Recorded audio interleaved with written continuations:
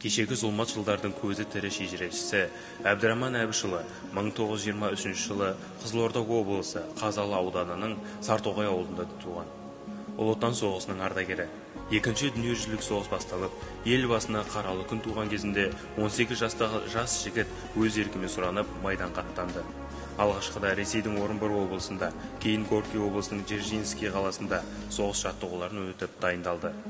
Бірінші Украина, екінші Белоруссия майдандарында атақты генерал Панфиловтың дивизиясында, 316 атқыштар полкінде қатардағы жауынгер пулеметші ретінде неміс басқыншыларына қарсы шайқасқа араласып, ерлігімен көзге түсті. Бүгінде Әбдіраман атаның ұл-қыздары еліміздің әр аймағында түрлі қызметтер атқарып келеді.